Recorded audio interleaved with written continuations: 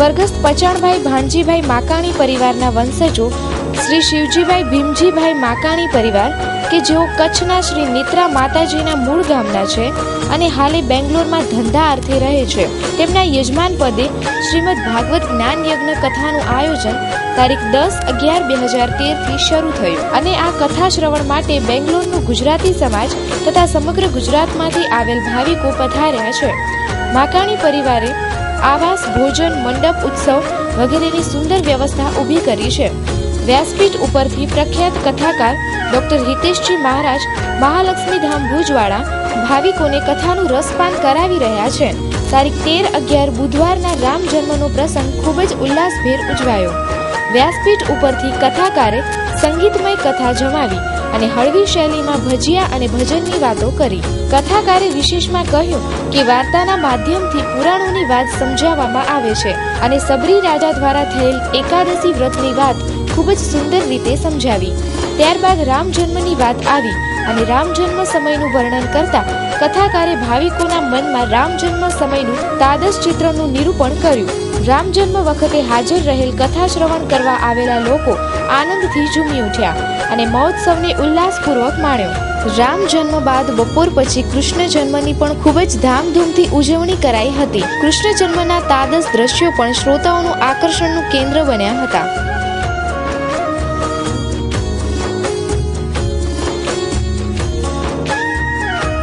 એ રીતે ડોક્ટર હિતેશજી મહારાજે શ્રોતાઓને ભાવ વિભોર કર્યા. ભુજની મા આશાપુરા ન્યૂઝ અને કચ્છિયત ટીવી સમાચારની ન્યૂઝ ચેનલે તમામ દ્રશ્યો કેમેરામાં કંડાર્યા.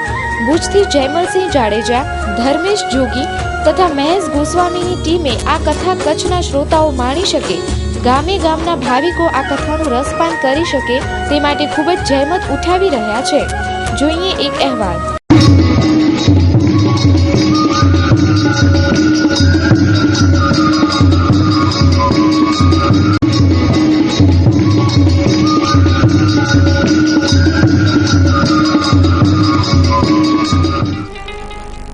સાતમ આઠમ ના બને ને બાપા ક્યાં ગયા? હા છે ને, પૂછો એમને. કાંતિભાઈ આ બધા સાક્ષીમાં છે. ડબ્બો મેં ઝૂંટવી લીધો હો, નેત્રાથી જેવો ડબ્બો આવ્યો ને, આવવાના હતા બેંગ્લોર, રસ્તામાં મેં કાઢી લીધા. અહીંયા રાખતા જાવ, અહીંયા હકીકતમાં કહું છું. અને કોક ગામડે જતું હોય ને, નેત્રા જતું હોય કે રતડિયા જતું હોય કે કાડિયા જતું હોય ને, તો એને કહું લેતા આવજો. દક્ષિણા ના માંગુ ક્યારે, પણ લાડવા તો જરૂર માંગુ, નક્કી વાત છે. અને મિષ્ટાનમાં મને બીજું કાંઈ ન ભાવે, એક લાડુ ભાવે. દિવાળી ગઈ હમણાં, પૂછો ભલે, દિવાળીના દિવસે ખીચડી કરીને રોટલી આપણું બાંધેલું આ, પણ લાડવા જોઉં ને એટલે મોઢામાં પાણી આવે. અને કાં પછી ભજીયા જોઉં. થોડાથી થાય ને બેઠો હું વાડીએ એકલો ભજન કરતો હું, માળા ફેરવતો હું, ત્યારે એમ થઈ જાય કે આજ ભજીયા હોય તો મેળ પડી જાય. બાપુને અનુભવ છે ને, મારો છે ને અનુભવ. વાડીએ મળવા આવે ને, ભજીયા બનાવડાવું, ભજીયા ખાઈ. ભજીયા રે ભજીયા જઈને હરી ભજીયા, ભજીયા રે ભજીયા જઈને હરી ભજીયા. બપોર થાય છે, બપોર થાય છે અને ભજીયાનું ટાણું થઈ ગયું, મોઢામાં પાણી આવવા લાગે. મહારાજને ભૂખ ન લાગે? મહારાજને તો બમણી લાગે, કારણ કે આદત હોય ને અલગ અલગ ઘરે જમવાની. અમારી શ્રાદ્ધ એક હોય ને 10 ઘરે જમવાનું હોય, શું કરીએ? બટકું ઉવાથી ને બટકું ઉવાથી ને બટકું. અમારા મોઢાના સ્વાદ કયા છે એ અમને ખબર નથી રહી હવે, કારણ કે અલગ અલગ ખોયડા ને અલગ અલગ મિષ્ટાન ને અલગ અલગ જમવાનું.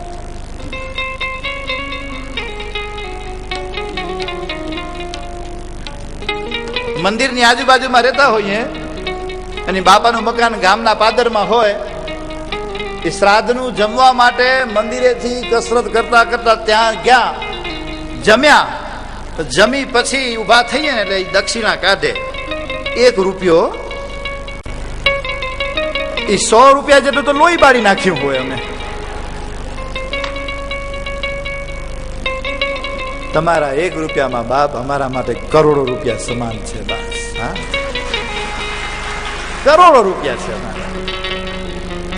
ભજીયા રે ભજીયા જેને પ્રભુ ભજીયા, ભજીયા રે ભજીયા જેણે પ્રભુ ભજીયા. હે ભજીયા રે ભજીયા જેને પ્રભુ ભજીયા, ભજીયા રે ભજીયા જેણે પ્રભુ ભજીયા.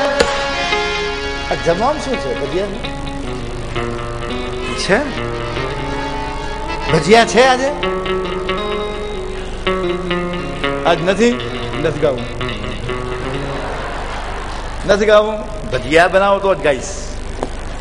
કાલે બનાવો તો મને કહેજો ભજીયા બન્યા છે. હો,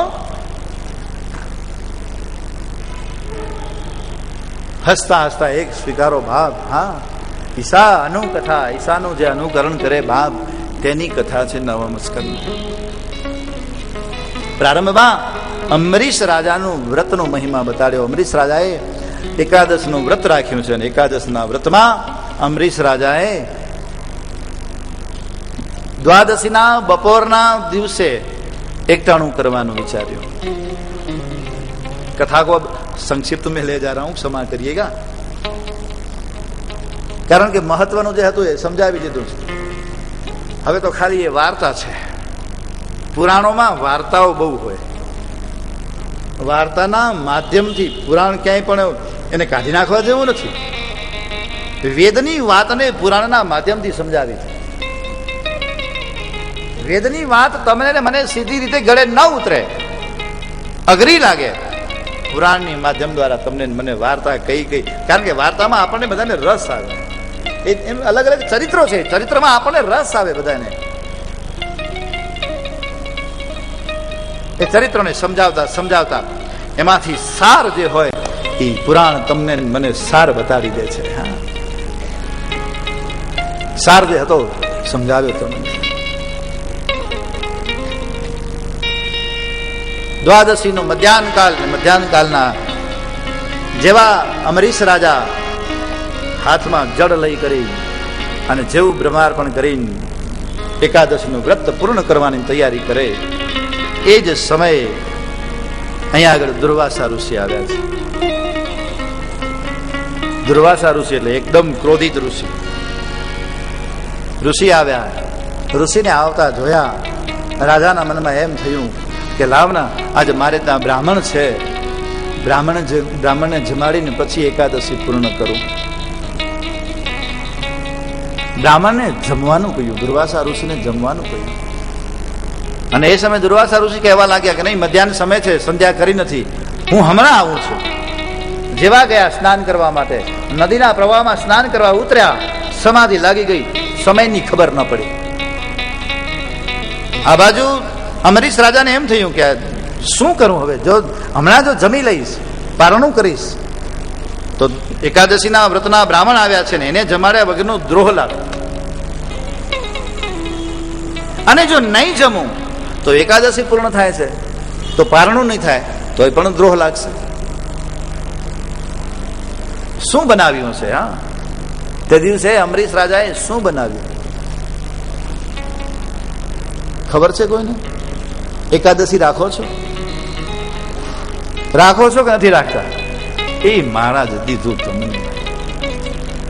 તમને આપ્યું. આ બધી રામાયણ કોણ કરે? કા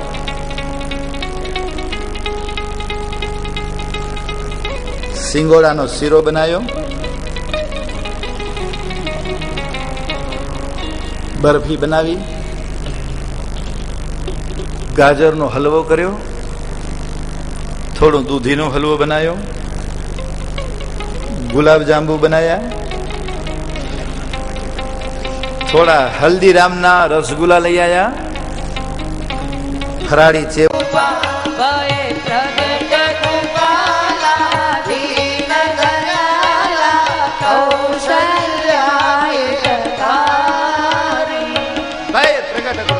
દીન દયાલા, જ્યાં માએ સ્તુતિ કરી અને પરમાત્માએ કી જે શિશુ લીલા, ભગવાને શિશુ લીલા ચાલુ કરી.